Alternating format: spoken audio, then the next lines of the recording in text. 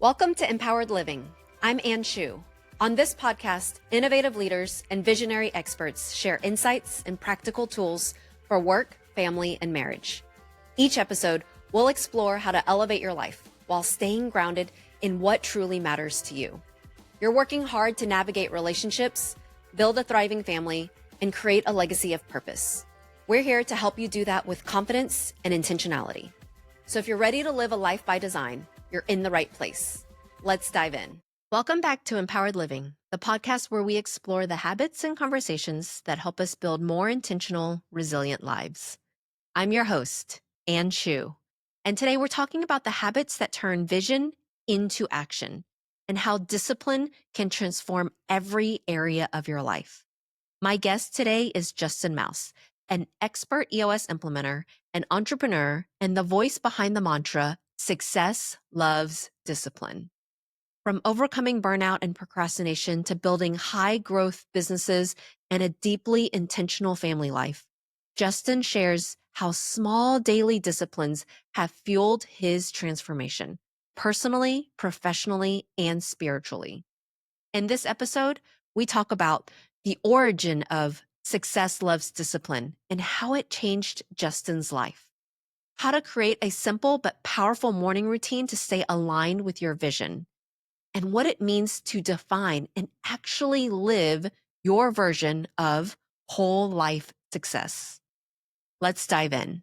Hi, Justin. I'm so excited to chat with you today. It's been so long. I've been wanting to have you on the show. It's going to be super fun. Okay, let's just dive in because I feel like we've got so much to cover and I want to extract all of this wisdom and gold from you. So first, I want to know, you have such incredible energy everywhere you go, whether you're speaking on a big stage or leading your EOS clients in a session. How do you maintain that energy everywhere you go? And I think honestly, Ann, number one, it's just my natural wiring.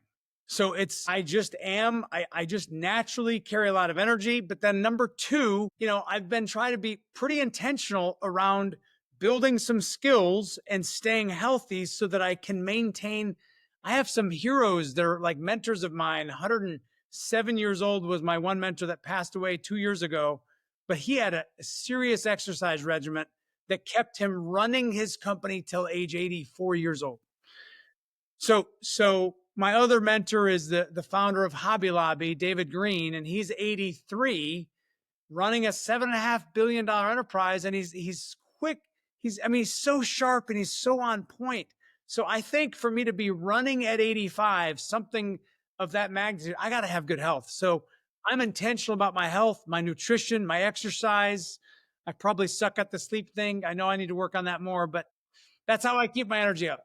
Okay, so when you say you're intentional about your health, your exercise, give us some details. Like, what are some things that people can start implementing that will really help change the trajectory of their health? I think you have to have a vision for what kind of health do you want. So this is honest to God. For 25 years, I've had a goal to dunk the basketball at 50 years old. So the reason I love basketball, I played college basketball, but I don't like monotonous working out for no purpose. And so I pick a target that's exciting to me.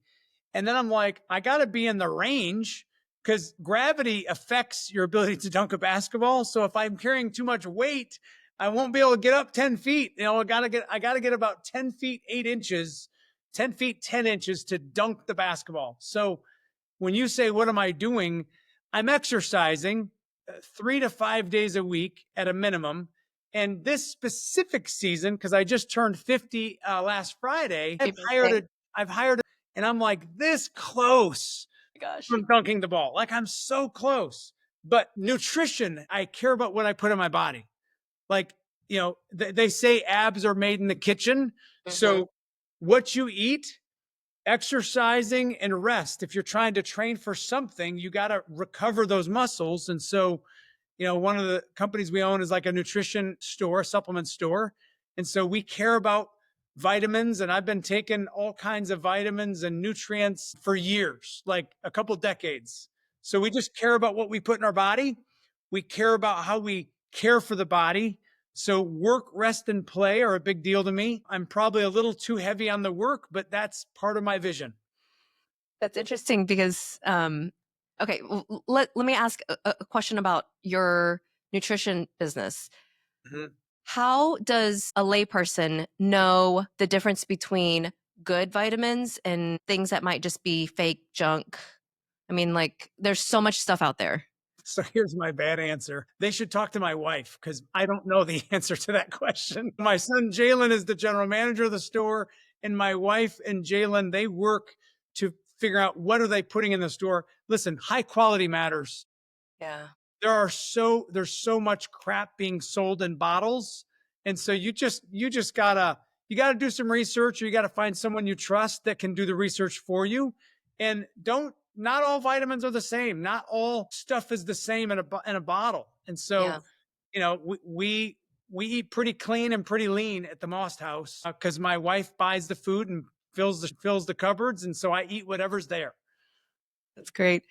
Okay, so I have been following you, learning from you for a long time. And one of my favorite things that I hear you say all the time is success loves discipline. So, can you tell us where this mantra came from and how it has really helped shape your life? Man, I'm going to give you a couple stories of where this came from. So, this I was a massive procrastinator and massive procrastinator up until my mid 30s, and I got to a point where I was miserable. I think I was going through a midlife crisis depression. My brother and I had co-founded, so I had played college basketball. I had built an office from scratch with Edward Jones. They offered me a limited partnership, but I was a massive procrastinator. And then my brother and I co-founded this ministry mission called 5 Star Life, teaching students how to live a 5 star life: courage, respect, integrity, responsibility, sacrifice. And I got stuck inside of a nonprofit that I didn't really want to be in. And I was miserable. I didn't want to be a fundraiser. I wanted to be a business guy, but I love my brother and I love the mission. And so I'm like, okay, I'm all in. And I'm a faith based guy. And so my wife had a conversation with me, seeing this miserableness, watching me procrastinate and just struggle bussing. And this is about a 30-minute conversation where my wife, I say the term stabbing me from the front. Like, I'd never backstab you, Ann, but if I have a problem with you, I'm going to stab you from the front. I'm going to do it with love and kindness, but we're going to get it on the table. Well, my wife did that to me. And in 30 minutes, she said, "You're not the man I thought you'd be when I married you 16 years ago. You're not the husband I thought you'd be when I married you 16 years ago. And you're not the father I thought." She goes, "Sweetie, you are miserable. And because you're miserable, this whole family is stuck. And none of the world knows that you're miserable. And all that stuff is hitting just us." Mm. Tears flowing down her eyes. I mean, just flowing down her cheeks, hand on my shoulder. And she said, "Sweetie, something's got to change. This is not working." And it was all me. Everything she said was on me. There's no victim mindset here in Justin Maust. I am a victor mindset. And I'm like, she's right. What do I need to do to change the trajectory of this miserableness that I'm experiencing? And so I was at some men's retreat, and there was a statement on the stage. I don't even remember exactly what they said, but it was like a conversation with God and I. And I just said, "Well, I don't know what an Olympic Christian looks like, but I'd like to be one." And I started researching, being like, what would it look like? And it's simple. There's these fruits of the spirit: love, joy, peace, patience, gentleness, kindness, all these flowery words. And do you know what the last one is, Ann? Do you know what the last one is? What is it? Self-control. It's supposed to be a fruit of the spirit. It's like a free gift. And I looked at my life, and there was very little self-control. And I started dwelling on self-control. What is this? It's discipline. It's self-discipline. Someone had a great, it wasn't John Maxwell, but someone had a great line. It was called "Loves Preparation." That used to be my tagline on all my emails. Victory loves preparation. It was my voice message. But I'm like, there's got to be something between what I want, success, because success is 1,000 different things, but success, and what does success love? I started thinking about, what does success love? Like, when you see successful people, what what is it that they are doing? What are they? And I'm like, oh my gosh, it's discipline. Success loves discipline. And I looked at my life, procrastinator guy, not the man, not the husband, not the father. And I'm like, what am I lacking? Because I want success. Who doesn't want success? And I'm like, what the crap? There's no discipline in any of the areas that I wanted success. There's no discipline. So I was burnt out and beat up and uncared for. I didn't care for myself very well. And so at 36, we did an about face and we decided to no longer procrastinate. We decided to buy at 1 o'clock in the morning. I bought a program online called How to Beat Procrastination in 31 Days. And it taught me how to have a disciplined agenda. It worked? Oh my gosh, in spades. Now, granted, I did lots of studying, like I dove deep. I'm a certified John Maxwell speaker, trainer, coach, a Darren Hardy follower. Love And Darren. he wrote the book, The Compound Effect. Love So I him. started reading and consuming, but I read for the purpose of application. And so, like today, I've got my agenda, one of the disciplines that have been a game changer for me. When you're a procrastinator, you don't have an agenda because it's just whatever. Yeah. And so for 8 years, I literally had the discipline to build a daily agenda and then track the reality of what I actually did all throughout the day to hold myself accountable, to be disciplined about my time. Because as a procrastinator, time was just being spun and I was not doing anything of importance with so much of my time. So that's the origin of Success Loves Discipline, was this light bulb moment that if I want success as a dad, as a husband, as a man, as a business owner, as a guy that wants to be healthy, as a guy that wants a nice bank account, then I better freaking fall in love with some disciplines. And now let's be intentional about what do you want? And then what's the discipline that I must fall in love with so I can maybe have the success that I'm dreaming about? Yeah. So, what are some of your most impactful disciplines? I've got one right here. Number one, it's that daily agenda Yeah. So, you're handwriting it every single day. every day. Yeah. Well, let me rephrase this. I did that for 8 years. I got it so deep in me, and now I have an executive assistant that she is building my day for me. And so now I'm more massaging that day that she's built for me.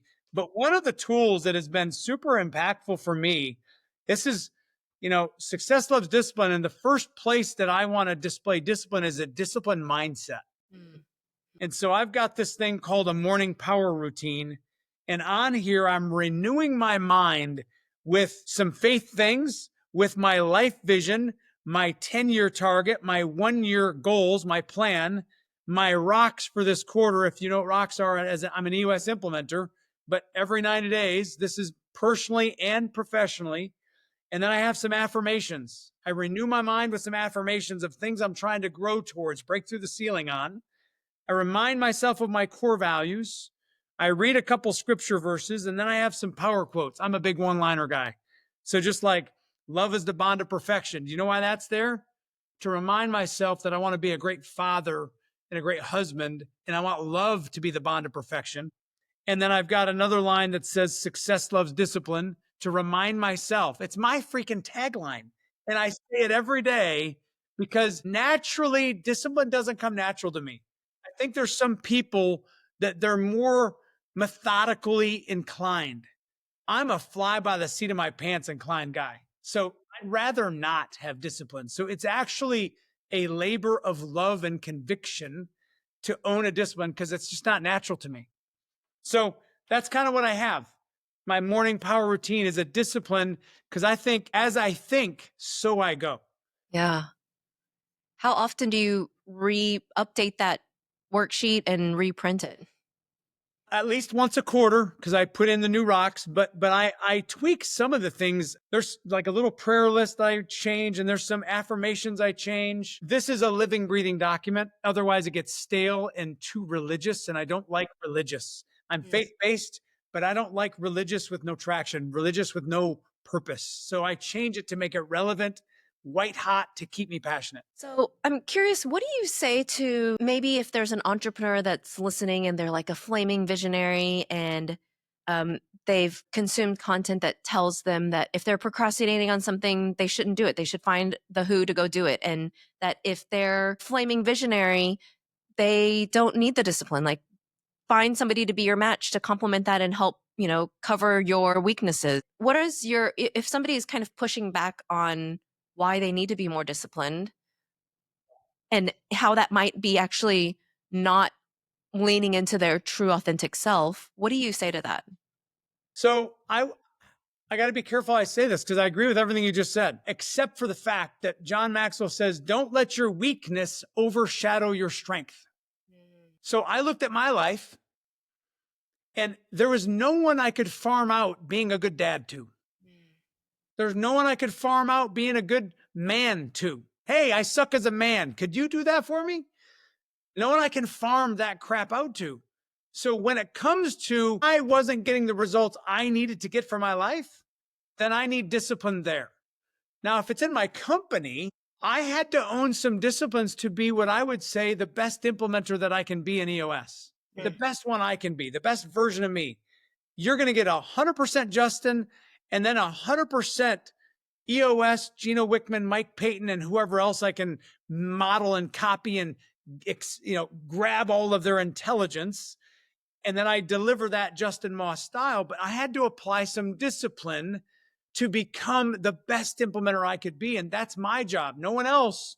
I can't outsource being an implementer to my clients. Right. And so when it comes to my street, my house, my life, my personal results, good luck saying you don't need discipline.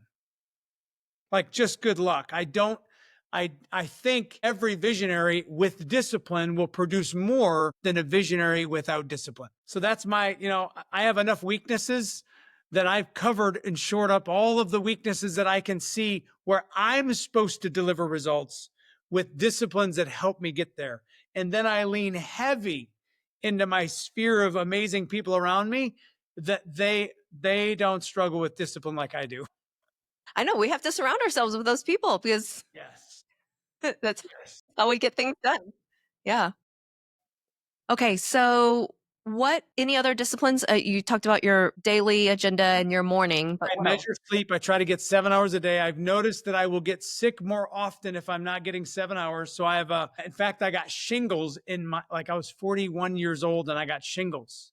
It was because I was killing my immune system by not getting enough sleep. I was just working, running, having fun.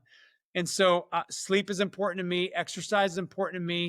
And then I have some disciplines when I'm working inside my business where Jennifer knows she schedules me within 5 minutes of a session location, hotel. Don't care about the hotel. Most of the time, I don't care. Sometimes they're pretty bad, so we do care.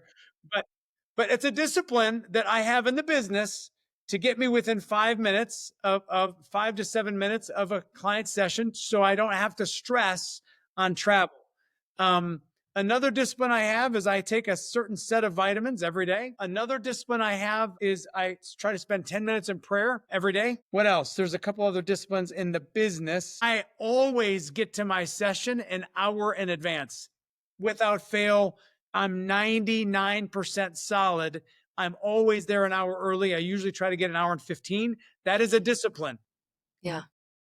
Without fail, on the money. I'm clockwork.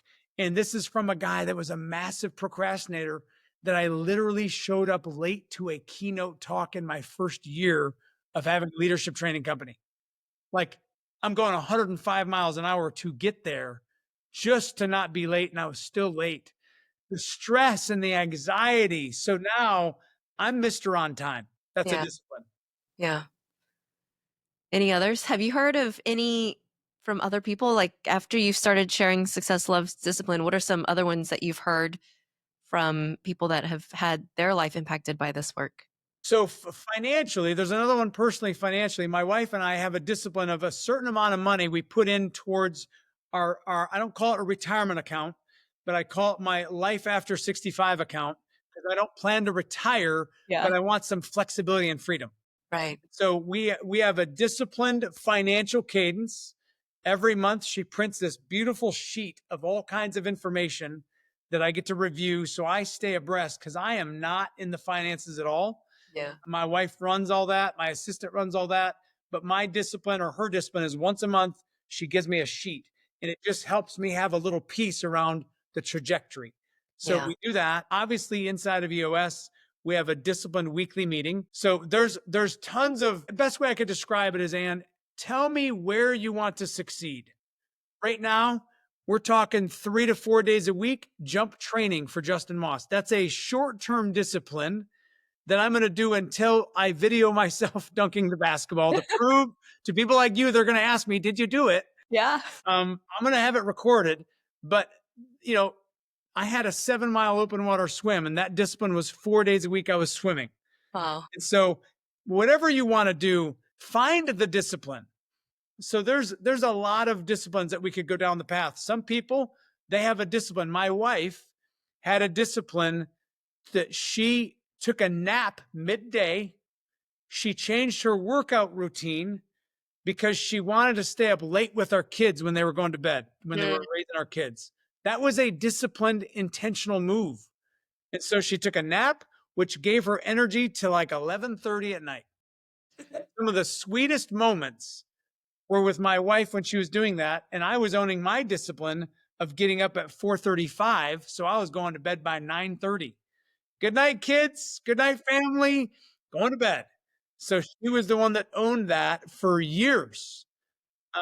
So again, I could go down a list of 1,000 different disciplines that I've seen people build, but it's because it's directly tied to what they want.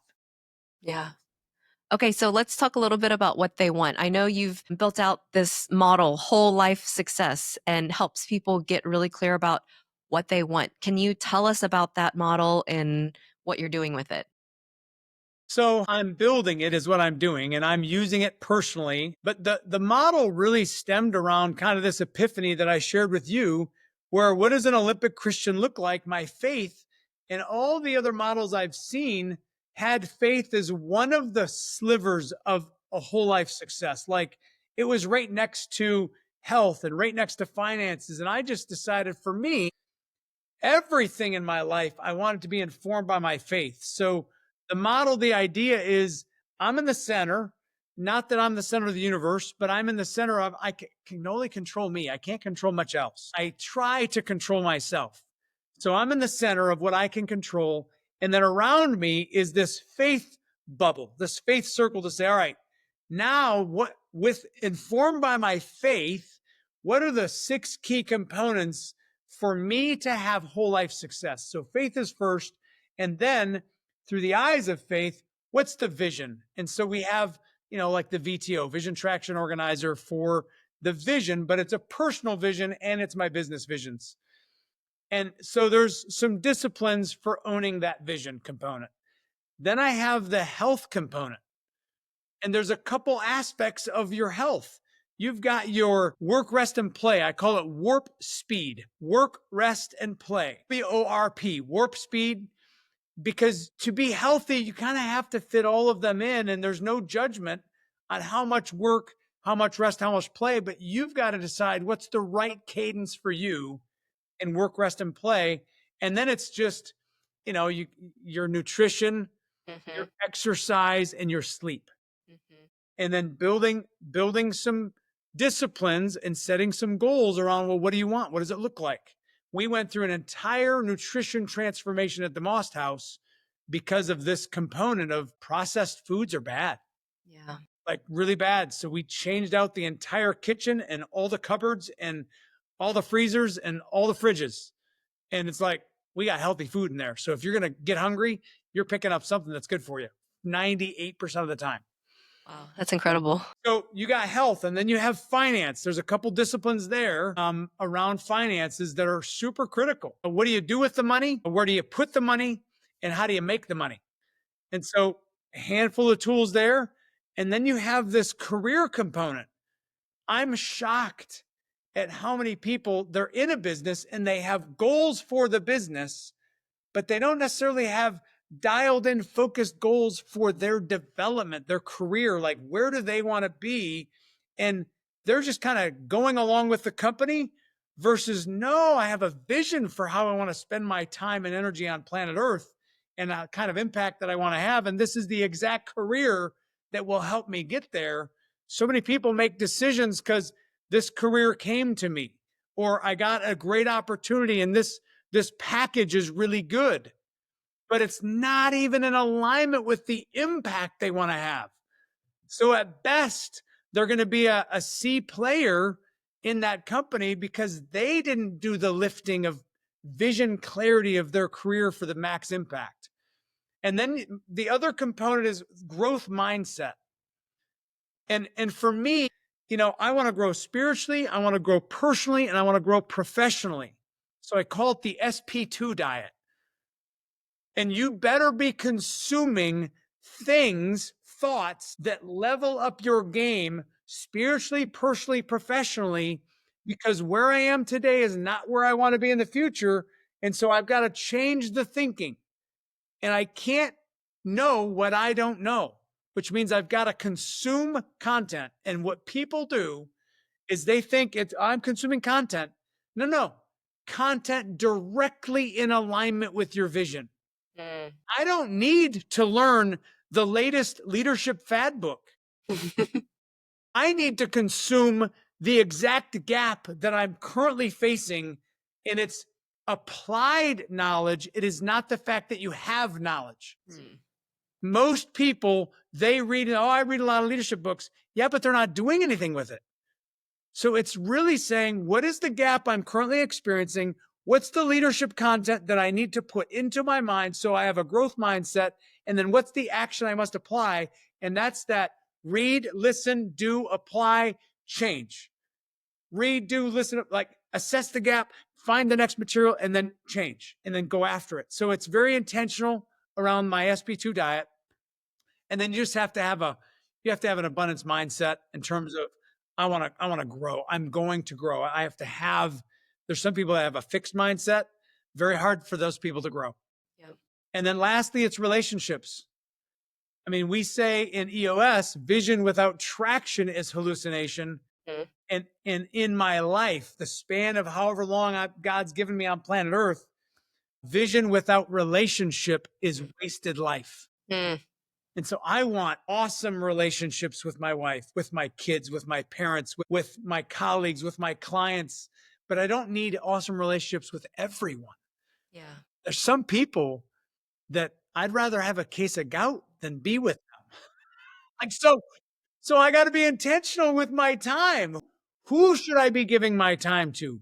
Where? So I want to mentor some people. I want to lift some people up. I want to have some peers.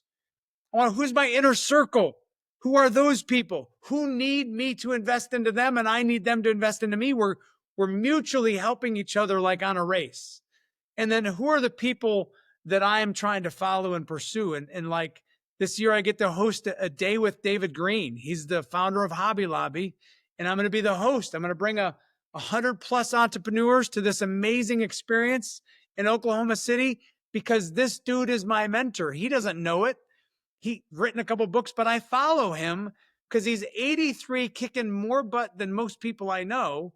And so I'm like, you got to follow some people. And if they're alive, it's kind of better. But I like following dead people too. Like there's some people that have written some really good books. And I'm like, I got to have some people that are mentoring me.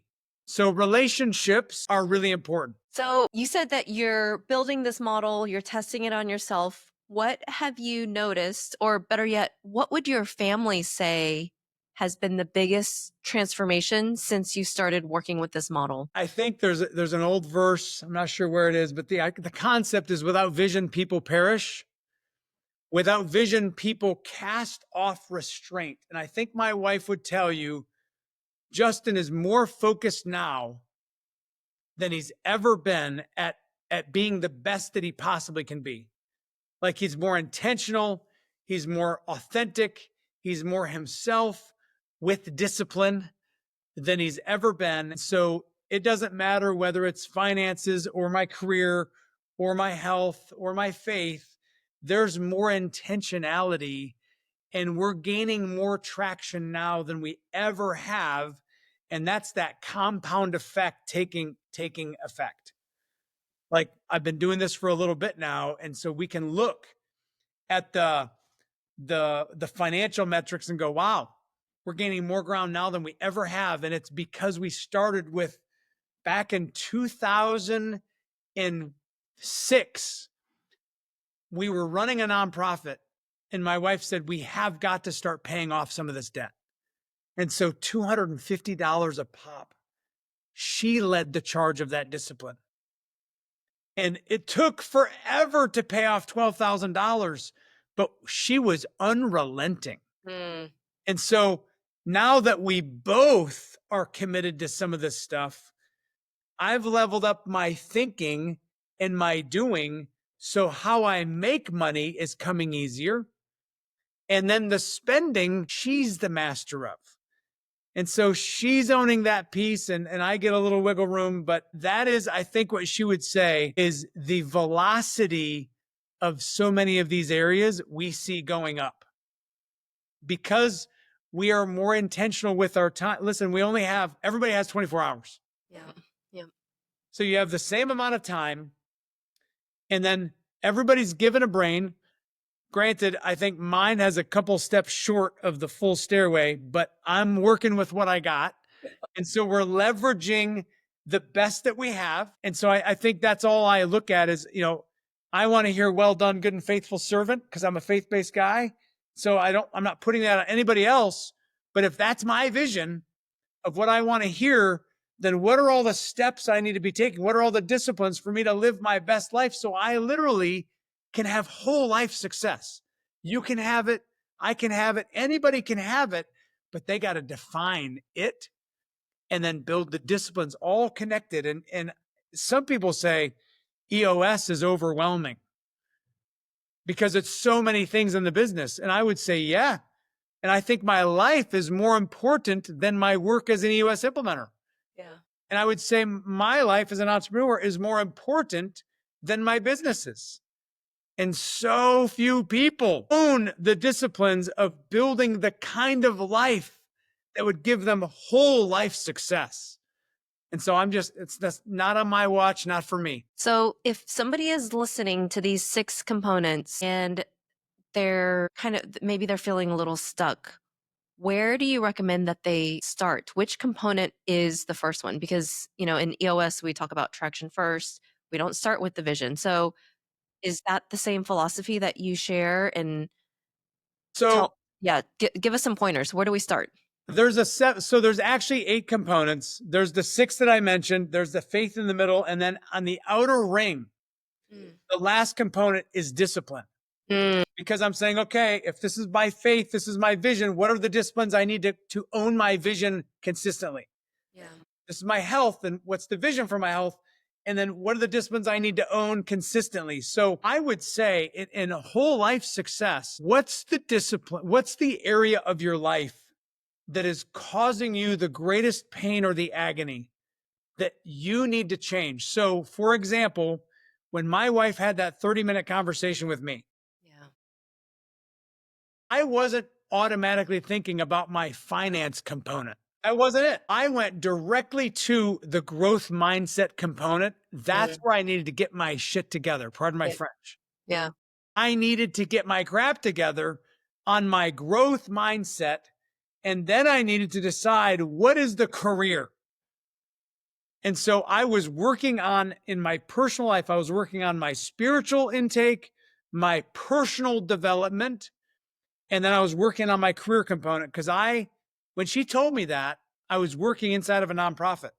It was October of 2011. She had this conversation with me and I could not deny it. By December, I was resigning from a mission that I started with my brother. We co-founded with a couple other people from scratch, and I was resigning and starting a new business January 1. Wow. So I went directly to personal development, growth mindset, and career because I needed to figure out what I was going to do because I just left my job. So when I say, where do you need to win? Like I love John Maxwell's line. Some people they get too caught up in the whole model. I'm like, where do you just freaking need to win right now? Mm. And he goes, this is his way of prioritizing. What is required of me? What gives me the greatest return? And what gives me the greatest reward? Like the good feel, like this is what I was made to do. You know what? I just need to freaking get in a career and go. And I decided to become an entrepreneur and hang a shingle and start a leadership training company.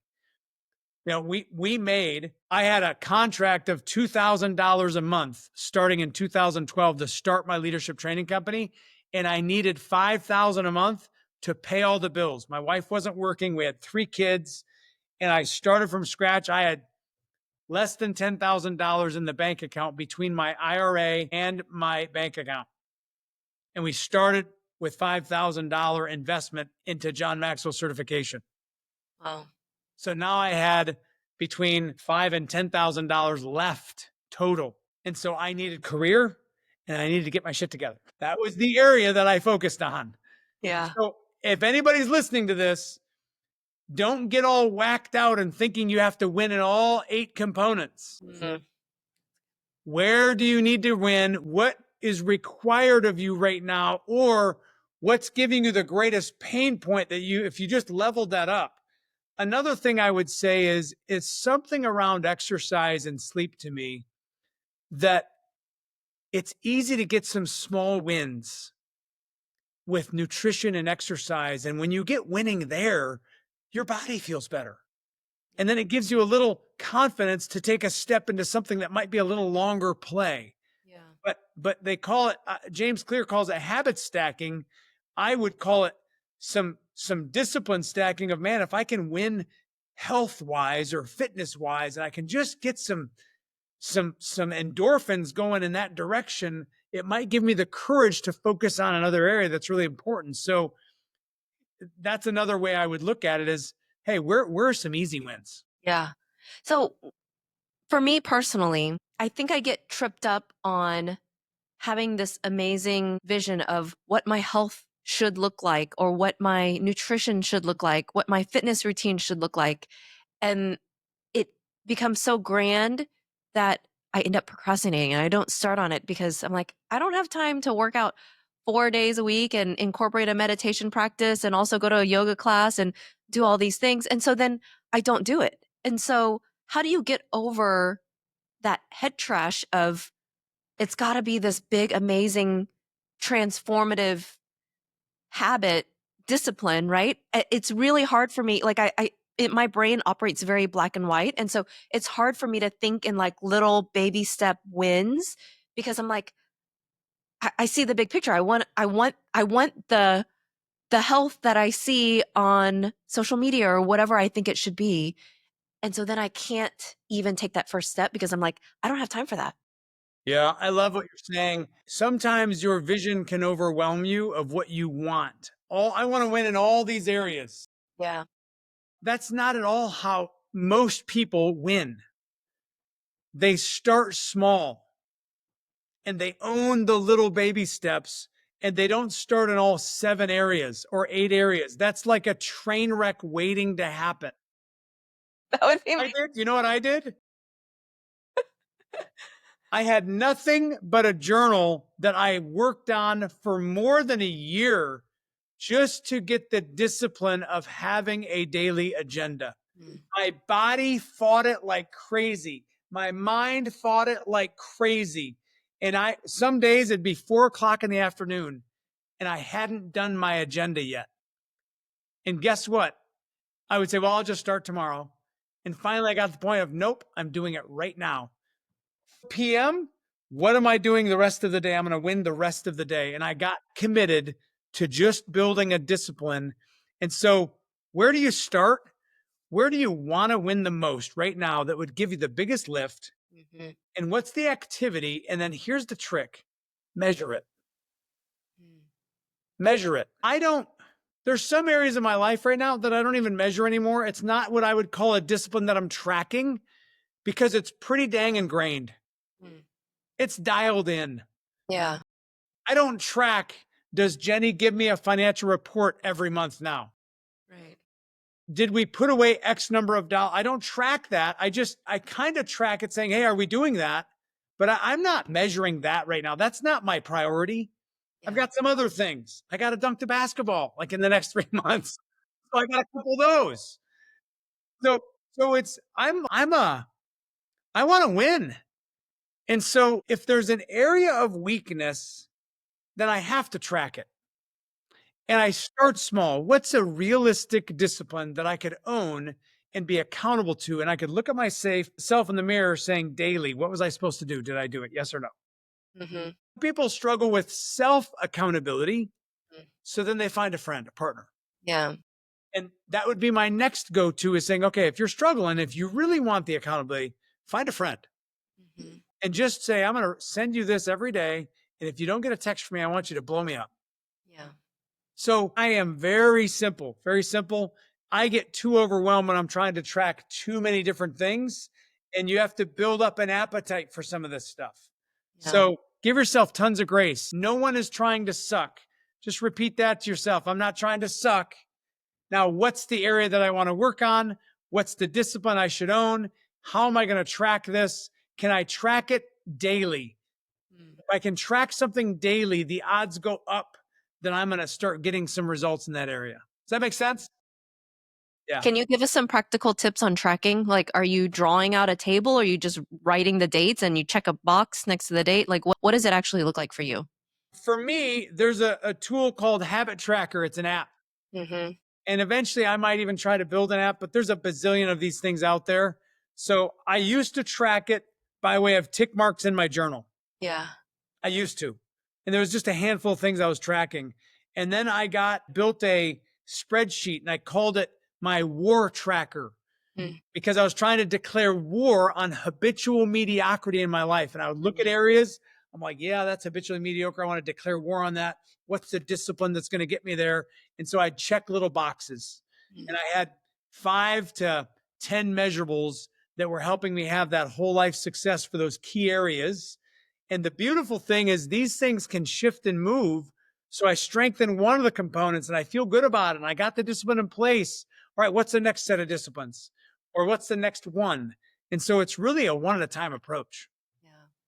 I love that. Can you tell us about the poster behind you? I love this poster. So I'm very visual. I'm very emotional. I emote things. And so behind me is kind of my wife and I did kind of some life vision planning. And so we have our mission, or we would call it our core focus statement, our passion statement. Mm-hmm. Obey God, love people, and live generously. Obey God, love people, live generously. And then I've got a couple scripture verses there. And then I've got three heads. They're in the clouds because part of my dream, all 3 of these people are faith-based entrepreneurs. And I love the idea of me running in such a way as to win the prize, being the best steward of what God gave me. And so these are like my 3 models. This guy is Stanley Tam. He was a mentor of mine from 23. He still is. He's passed away 2 years ago, but he owns US Plastics and he gave the entire company to a foundation on paper. The company was dedicated to funding the mission that he was excited about. So he stopped running the company at age 84. I talked to him at age 87. I flew on a plane with him at 93. And when he was 93, he said, Justin, do you have any? I asked him, I'm like, Stanley, do you have any goals? Don't ever ask a 93-year-old if he has goals. So embarrassing. I was like in my 30s. He said, he goes, He goes, I had some. He goes, I wanted to give $100 million to fund the mission that I was passionate about. He goes, it was amazing to watch God bless my company and lead us. He goes, we've given over 130 million to date. And he said, number 2, I wanted to travel the world doing missionary work. And he said, my wife and I traveled the globe over 8 times. Best experience of my life, Justin. And then he paused and he said, number 3, I can't remember it, but I'm sure I did it. And so instantly I fell in love with this guy because I'm the bucket list guy. I've got like 100 things I want to do. And he just focused on 3 things. And then you have Truett Cathy, the founder of Chick-fil-A. I've studied Chick-fil-A. It took them 52 years to get to their first billion. It took them like 18 months to get to their 5th billion. It's an amazing story of just methodical plotting. on a chicken sandwich. Like, don't tell me you can't achieve great things if this guy can make chicken sandwiches, you know? And then you have David Green, my current mentor, who's still alive at age 83, started from scratch Hobby Lobby out of his garage with a $600 loan to buy a cutter, a frame cutter for $450. And he spent $150 on wood, nails, and glue. That's how he started out of his garage. Today, over 1,000 stores, 45,000 employees, and just an amazing story of perseverance, all three of these people. And so someday I'm going to be in my 80s. And so that part of the vision board is just reminding me you can still run wicked fast and have crazy impact in your 80s and in your 90s. And Stanley, I gave a keynote talk in Ohio to a bunch of nonprofit leaders. And this lady came up to me. She goes, I didn't know you were going to talk about Stanley Tam. I'm like, how do you know Stanley Tam? She's like, he lives in my nursing home. He leads our prayer ministry at 104 years old. Wow. So he was still running. So, and then over here, I have this rocket ship that's basically just saying, I'm trying to live out my faith bomb of dreaming big and chasing down big goals. And I'm loaded with rocket fuel from the guys behind me. David Green, Truett Cathy, Stanley Tam. And then I've got my little companies. And then at the bottom here, I've got my core passion statement, my 6 words. I want to bless people. Everything I do, I'm trying to be a blessing to you right now, Ann. Everything I do, I just want to be a blessing to people. And then I want to grow companies. I love helping people grow companies. I love growing my own. Our company, Rackley Restoration, 39% a year for 6 years in a row. It's super fun watching it grow, but I just want to grow things. And then lastly, I want to fund ministry. Like all of these 3 guys above me, they just fund ministry. 50% of Hobby Lobby's profits go to fund the missions that they're passionate about. 50% of their profit. So I want to achieve big things, and it starts with little disciplines. I feel like I'm so far behind, but I'm not worrying about what's behind me. I can just control what's ahead of me. I keep taking steps. I love But that. that whole vision board is kind of just a way for me to mentally remember why I'm doing this and to keep climbing and to keep letting this rocket take me where I'm trying to go. I love that.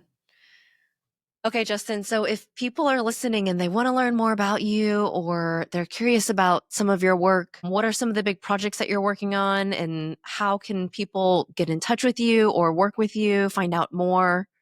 What's the easiest way? So LinkedIn is probably the easiest way. Justin Maust at LinkedIn. My email address, if you have any questions, if I can be a blessing to you, justin.maust@eosworldwide.com. That's super simple. And honestly, like, I just have my head down on these 3 things. Be the best implementer I possibly can be in business, help grow Rackley Restoration, and help grow Nutrition HQ. And that's where you can find me, doing those 3 things, helping all my clients and then working on these 2 little companies. I love it.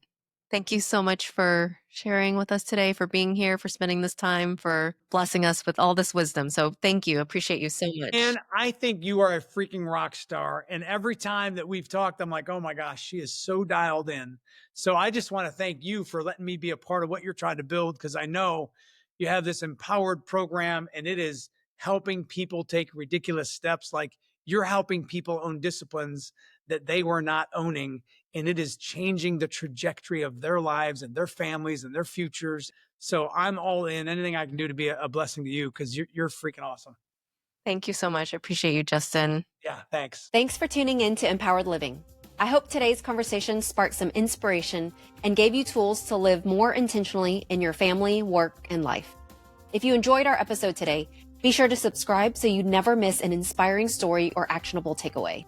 And if you know someone who would love this episode, share it with them, because living an intentional life is better when we do it together. Until next time, remember, the life you want doesn't happen by chance. It happens by choice. Let's keep creating it one step at a time.